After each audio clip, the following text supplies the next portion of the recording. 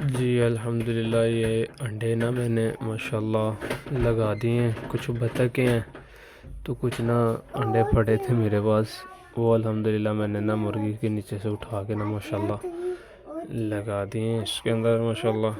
ठीक है, वो पीछे बतखें लगाए हैं लाके ना, तो रोटेट होने लगे। मुझे लगता है इसकी माशाल्लाह। फिर मैं आपको वीडियो सेंड करता हूँ ना बनवा के।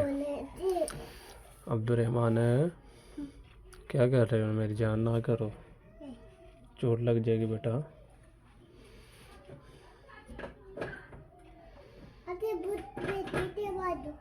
अच्छा